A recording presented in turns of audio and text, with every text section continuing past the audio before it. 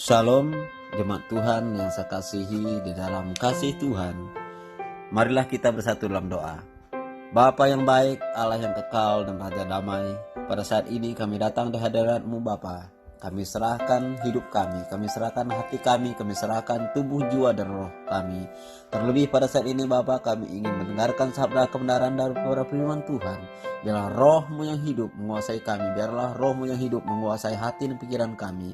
Biarlah pada saat ini kami bisa fokus untuk mendengarkan, untuk menikmati, dan untuk diurapi, dan untuk mendapatkan sesuatu daripada Tuhan. Bapa, kami serahkan firman-Mu mulai dari awal hingga selesai. Biarlah roh-Mu yang berbicara kepada kami pribadi lepas pribadi. Biarlah roh-Mu yang menyatakan sesuatu yang baru kepada kami pribadi lepas pribadi. Dan biarlah hikmat-Mu Bapa yang akan mengurapi kami sehingga kami bisa mencerna firman-Mu dengan baik dan benar. Sehingga firman-Mu bertumbuh dan berbuah di dalam kehidupan kami. Hanya di dalam nama Bapa, Anak, dan Roh Kudus kami telah berdoa dan bersyukur. Haleluya, amin. Salam Bapak Ibu Saudara yang saya kasihi Tuhan. Puji Tuhan kalau pada hari ini kita masih bisa berkumpul bersama, kita masih bisa saling kelihatan bersama satu sama lain, kita masih bisa saling menyapa, dan kita masih bisa saling memuji dan menyembah Tuhan. Itu semua karena kebaikan Tuhan, bukan karena apa yang kita buat, tetapi semua hanya karena anugerah Tuhan yang begitu besar dalam kehidupan kita. Baiklah Bapak Ibu yang saya kasihi Tuhan, pada hari ini kita akan belajar kembali tentang iman yang hidup. Kalau minggu lalu kita belajar tentang iman yang berbuah, tetapi hari ini kita akan belajar yaitu iman yang hidup. Bagaimana supaya iman itu bisa hidup di dalam hidup kita. Kita juga bisa tahu bagaimana anak-anak Tuhan itu dikatakan sebagai orang yang beriman, tetapi belum tentu iman itu adalah iman yang hidup. Iman yang hidup adalah iman yang mengalami mujizat. Iman yang dapat membawa kita melewati ujian dan pencobaan. Iman yang mewujudkan dalam bentuk kasih kepada sesama. Tetapi tanpa iman tidak mungkin orang berkenan kepada Allah. Sebab barang siapa percaya kepada Allah, ia harus percaya bahwa Allah ada dan bahwa Allah memberi upah kepada mereka yang sungguh-sungguh mencari Dia. Bapak Ibu Saudara yang saya kasihi Tuhan, ini bisa kita lihat dalam Ibrani pasal yang ke-6 ayat yang ke-11 dan 12. Itu adalah ciri-ciri iman yang hidup. Dan kita juga bisa melihat di dalam Ibrani pasal yang ke-6 ayat yang ke-11 dan 12 berbunyi demikian. Tetapi kami ingin supaya kamu masing-masing menunjukkan kesungguhan yang sama untuk menjadikan pengharapanmu suatu milik yang pasti sampai pada akhirnya.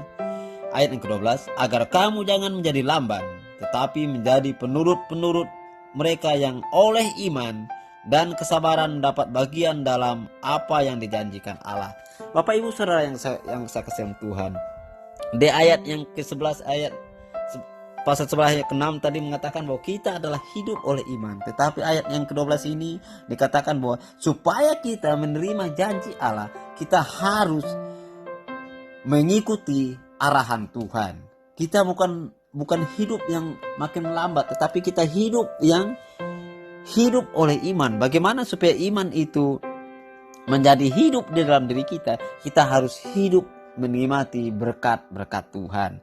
Yang pertama kita bisa melihat di dalam Lukas pasal yang ke-7 ayat 1 sampai 10. Lukas pasal yang ke-7 ayat 1 sampai 10, yaitu iman yang percaya kepada otoritas. Di dalam kisah Lukas ini kita tahu bahwa di situ menceritakan bahwa seorang perwira yang memiliki seorang anak buah atau bawahannya yang lagi sakit, dan dia datang kepada Tuhan. Dan dia bilang kepada Tuhan bahwa saudaranya itu lagi sakit. Tetapi kita tahu ceritanya bahwa Tuhan akan datang. Tetapi apa katanya? Kau tidak usah datang. Kau bilang aja, maka saya percaya hambaku itu akan sembuh.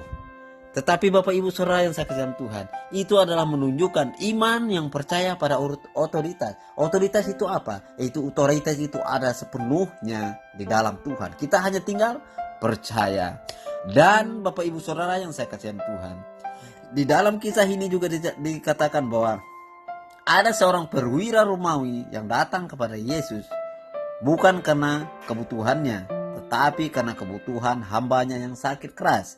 Oleh karena itu, saya ingin mengatakan bahwa ketika kita minta sesuatu kepada Tuhan, jangan kita selalu berpikir tentang kebutuhan kita, tetapi kita juga harus berpikir tentang kebutuhan orang lain. Kenapa? Karena itulah iman. Iman tadi dikatakan iman itu juga berhubungan dengan kasih. Ketika kita melihat penderitaan orang dan kita memiliki belas kasihan dan kita minta kepada Tuhan, dan Tuhan akan memberikan. Kenapa? Karena otoritas itu ada sepenuhnya di dalam tangan Tuhan. Oleh karena itu Bapak Ibu yang saya kasih dalam Tuhan, marilah kita pada saat ini kita tunduklah kepada pemegang otoritas itu, Tuhan. Itu salah satu iman yang hidup. Dan yang kedua, kita juga tahu bahwa iman yang ngeyel atau iman yang ngotot atau iman yang selalu kita katakan yang ya kita tidak peduli dengan keadaan, tetapi kita harus katakan bahwa aku tetap percaya kepada Tuhan apapun yang terjadi, seperti ini seperti itu.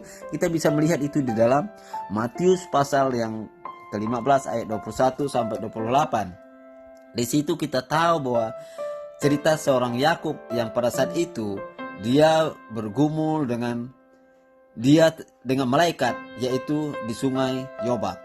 Aku tidak akan membiarkan engkau pergi jika engkau tidak memberkati aku. Karena iman Yakub yang ngeyel ini, akhirnya ia pun diberkati. Oleh karena itu Bapak Ibu Saudara yang saksikan Tuhan, saya sering katakan bahwa tidak bisa kita hanya bilang aku percaya kepada Tuhan, aku beriman kepada Tuhan, tetapi kita hanya sekali itu ngomong, tetapi tidak kita omongkan, tidak kita perkatakan, tidak kita ucapkan. Itu harus kita ucapkan bertubi-tubi, harus kita ucapkan berkali-kali, harus kita ulangi terus menerus sehingga itu bertumbuh dan berbuah seperti yang saya katakan minggu lalu. Itulah iman yang hidup. Dan kalau kita juga lihat dan baca dalam Alkitab, dikatakan juga di dalam Matius 7 ayat yang ke-7 dikatakan bahwa carilah dahulu kerajaan Allah, dan Tuhan juga bilang mintalah. Apa yang kita minta itu tidak boleh kita hanya minta sekali. Sama seperti kita minta kepada keluarga kita, tetangga kita, atau ketika kita butuh sesuatu. Saya yakin sekali kita ditolak, mungkin besoknya kita akan minta lagi sampai kita mendapatkan. Hal yang sama juga harus kita buat kepada Tuhan. Supaya apa? Supaya kita mengingatkan diri kita bahwa iman kita itu harus hidup. Hidupnya kepada siapa? Kepada Yesus, Tuhan kita. Kenapa? Karena dialah yang pemegang otoritas utama. Dan ketika dia katakan iya, maka tidak ada satu orang pun yang bisa menghalangi berkat yang akan Tuhan curahkan kepada kita. Oleh karena itu Bapak Ibu Saudara yang saya kasihi Tuhan, sekali lagi saya menekankan kepada kita, mintalah apa yang menjadi kebutuhan kita, dan mintalah apa yang menjadi kebutuhan orang lain, dan mintalah apa yang ingin kita buat dan ingin kita lihat Tuhan buat dalam kehidupan kita. Tetapi ingat, bukan hanya sekali, berkali-kali, berulang-ulang. Itu kita ucapkan sehingga itu membuat iman kita hidup dan iman kita itu berbuah kembali. Bapak Ibu, mari kita ingat bahwa pemegang otoritas Yesus, bukan kita. Kita sering ngotot dengan minta itu berbeda. Ketika kita ngotot, kita mau supaya itu harus terjadi. Tetapi ketika kita minta dan minta sampai itu Tuhan berikan, itu tidak ngotot namanya. Itu adalah kita mau supaya diri kita itu bertumbuh di dalam Tuhan. Dan yang selanjutnya Bapak Ibu, yang ketiga yang perlu kita lihat adalah iman yang fokus. Iman yang fokus itu kepada siapa kita harus fokus? Kita harus fokus kepada pemegang otoritas itu. Siapa itu? Yaitu Tuhan. Kita bisa melihat di dalam Markus pasal yang kelima ayat 25 sampai 34. Saya tidak akan membaca ayat ini semuanya, tetapi saya ingin mengingatkan kita. Di sini adalah cerita seorang yang sakit pendarahan selama 12 tahun. Dia berobat ke sana kemari, dia jual harta bendanya, bahkan semua yang dia miliki semuanya habis. Tetapi ketika dia mendengar bahwa ada kabar dan berita Yesus seorang penyembuh, maka dia datang. Dan perempuan ini bertekad untuk menjamah jubah Yesus dengan keyakinan akan sembuh. Di tengah-tengah kerumunan orang banyak, matanya hanya tertuju pada jubah Yesus. Saat ia berhasil menjamah jubah Yesus dengan susah payah, kuasa Yesus mengalir dalam dirinya dan mendatangkan kesembuhan. Mengapa hal ini dapat terjadi? Saat begitu banyak orang bersentuhan dengan Yesus dan kerumunan banyak orang, tetapi saat perempuan itu yang menjamah jubahnya, Yesus merasakan ada kuasa yang keluar dalam dirinya. Kuncinya adalah perempuan ini fokus kepada Tuhan. Dia tujuannya hanya satu. Kalau ku jamah jubah Yesus, aku akan sembuh. Dia nggak peduli orang kiri kanan, dia nggak peduli tantangan dihadapi. Kalau kita melihat orang sakit akan susah untuk menerobos begitu banyak orang. Tetapi dia tidak peduli. Kenapa? Karena dia hanya mempunyai satu iman yang fokus. Yaitu ketika ku jamah jubah Yesus, maka aku akan sembuh. Lihat apa yang terjadi. Saya yakin banyak orang yang terpegangkan jubah Yesus. Banyak orang yang sentuh jubah Yesus itu. Tetapi ketika perempuan yang sakit itu, yang punya iman yang fokus itu menjamah jubah Yesus, keluarlah kuasa dari Yesus untuk menyembuhkan ibu itu.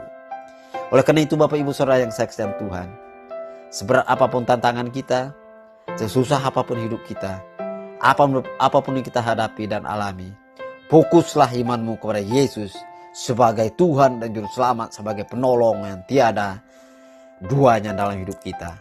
Apa yang tidak bisa Yesus buat? Tidak ada. Semua Yesus bisa buat dan semua Yesus bisa lakukan. Semua bisa Yesus ubah dalam hidup kita ketika kita fokus dan menikmati iman kita kepada Tuhan. Oleh karena itu, sekali lagi saya ingin mengajak Bapak Ibu semua, fokuslah kepada iman saudara kepada Tuhan. Dan yang terakhir adalah iman yang berdaya upaya. Itu kita bisa melihat di dalam Markus pasal yang kedua ayat 1 sampai 12. Di situ dinyatakan bahwa iman harus diwujudkan dengan perbuatan kasih. Itulah yang awal tadi saya bilang bahwa iman tidak bisa kita lepaskan dari kasih. Ketika kita beriman kepada Tuhan dan kita melihat penderitaan orang lain, maka kita akan berdoa. Tidak selalu kita yang menolong mereka, tidak. Tetapi kita bisa berdoa kepada Tuhan supaya mereka ditolong oleh Tuhan. Dan Tuhan yang akan menggerakkan orang lain untuk menolong mereka. Disitulah terkadang kita sering menghakimi. Disitulah kita sering menghakimi. Dia percaya kepada Tuhan tetapi dia tidak bisa menolong saya. Dia punya itu dan ini tetapi dia tidak mau menolong saya. Tetapi saya ingin katakan kepada saudara. Saudara mendoakan orang itu pun saudara sudah menolong dia. Lebih dari apa yang saudara punya. Kenapa? Karena yang saudara punya itu adalah milik Tuhan. Tetapi ketika saudara serahkan orang yang butuh pertolongan itu kepada Tuhan, Tuhan sumber otoritas, sumber segalanya akan menolong dia. Itulah kasih, itulah iman yang hidup. Tetapi sekarang kita memiliki iman yang sering menghakimi. Itu tidak bagus dan itu tidak dibenarkan oleh Tuhan Bapak Ibu. Iman kita harus iman yang berbelas kasihan. Bukan berarti kita yang harus bersusah payah untuk menolong, tidak. Tetapi kalau kita digerakkan Tuhan untuk menolong, kita tolong. Tetapi setidaknya yang seharusnya kita buat, kita berdoa kepada Tuhan supaya Tuhan menolong mereka. Itulah iman yang hidup. Dan di sini juga saya mau supaya Bapak Ibu juga bisa melihat bahwa ini cerita tentang orang yang lumpuh. Orang lumpuh ini sembuh bukan karena imannya sendiri, melainkan karena iman keempat orang temannya yang berusaha membongkar atap supaya orang lumpuh ini bisa berjumpa dengan Yesus. Lihat pengorbanan mereka. Bukan yang susah ini, bukan yang lumpuh ini yang beriman, tetapi teman-temannya itu. Itulah artinya ketika kita melihat orang sakit, orang butuhkan pertolongan, mungkin dia tidak beriman kepada Tuhan, tetapi saudara dan saya yang beriman kepada Tuhan berdoa kepada Tuhan supaya Tuhan jamah, supaya Tuhan sembuhkan, supaya Tuhan pulihkan, supaya Tuhan berkati. Itulah fungsi iman yang hidup kepada Tuhan. Bapak Ibu, mari kita buktikan dan kita lakukan apa yang Tuhan katakan kepada kita. Ketika kita harus berusaha dengan iman agar kita bisa menjadi berkat bukan hanya bagi diri kita sendiri, tetapi juga bagi orang lain. Apakah kerinduan saudara sekarang? Ketika saudara melihat keluarga saudara bersusahan, menderita, kekurangan, saudara berdoa kepada Tuhan. Dan ketika saudara melihat teman dan kerabat saudara butuh pertolongan, kalau saudara tidak bisa bantu, saudara minta kepada Tuhan. Dan walaupun saudara bisa bantu, bantuan saudara akan terbatas. Tetapi kalau saudara minta bantu Tuhan untuk menolong dia, bantuan dari Tuhan tidak pernah terbatas untuk kita. Oleh karena itu Bapak Ibu, sekali lagi saya mengajak kita, marilah kita memiliki iman yang hidup dalam Tuhan. Mari kita berdoa. Segala pujian, hormat, kemuliaan bagi nama-Mu Tuhan. Pujian kami hanya bagi Tuhan, iman kami hanya kepada Tuhan.